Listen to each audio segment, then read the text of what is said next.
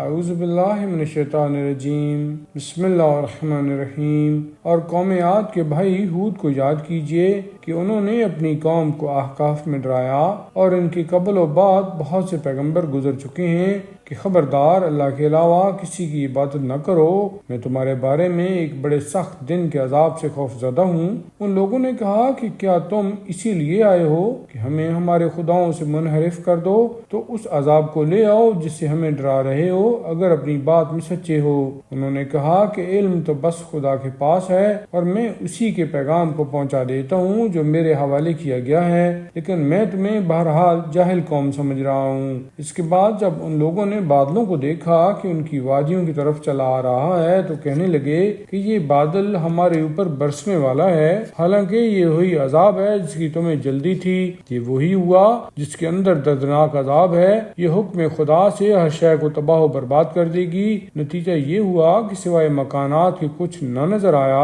اور ہم اسی طرح مجرم قوم کو سزا دیا کرتے ہیں، اور یقیناً ہم نے ان کو وہ اختیارات دیے تھے جو تم کو نہیں دیے ہیں، اور ان کے لیے کان، آنکھ، دل سب قرار دیے تھے، لیکن نہ انہیں کانوں نے کوئی فائدہ پہنچایا اور نہ آنکھوں اور دلوں نے، کہ وہ آیات الہی کا انکار کرنے والے افراد تھے، اور انہیں عذاب نے گھیر لیا جس کا وہ مذاق اڑایا کرتے تھے۔ اور یقیناً ہم نے تمہارے گرد بہت سی بستیوں کو تباہ کر دیا ہے، اور اپنی نشانیوں کو پلٹ پلٹ کر دکھلایا ہے کہ شاید یہ حق کی طرف واپس آ جائیں۔ تو وہ لوگ ان کے کام کیوں نہ آئے جن کو انہوں نے خدا کو چھوڑ کر وسیلہ تقرب کے طور پر خدا بنا لیا تھا، بلکہ وہ تو غائب ہی ہو گئے۔ اور یہ ان لوگوں کا وہ جھوٹ اور افتراء ہے جو وہ برابر تیار کیا کرتے تھے۔ اور جب ہم نے جنات میں سے ایک گروہ کو آپ کی طرف متوجہ کیا کہ قرآن سنیں، تو جب وہ حاضر ہوئے تو آپس میں کہنے لگے کہ خاموشی سے سنو۔ پھر جب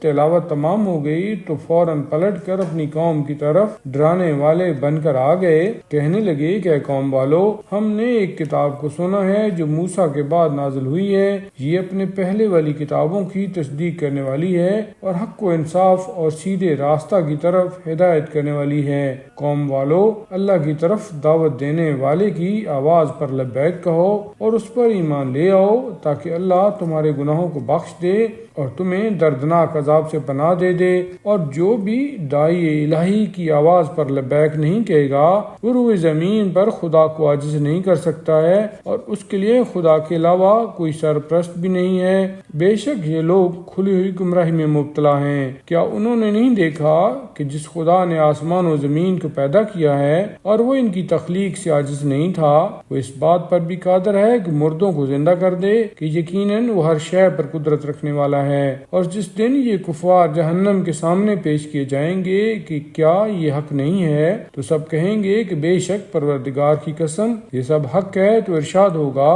کہ اب عذاب کا مزہ چکھو کہ تم پہلے اس کا انکار کر رہے تھے۔ پیغمبر آپ اسی طرح صبر کریں جس طرح پہلے کے صاحبان عزم رسولوں نے صبر کیا ہے، اور عذاب کے لیے جلدی نہ کریں۔ یہ لوگ جس دن بھی اس عذاب کو دیکھیں گے کہ جس سے ڈرایا جا رہا ہے، تو ایسا محسوس کریں گے جیسے دنیا میں ایک دن کی ایک گھڑی ہی ٹھہرے ہیں۔ یہ قرآن اتمام حجت ہے، اور کیا فاسقوں کے علاوہ کسی اور قوم کو ہلاک کیا جائے گا؟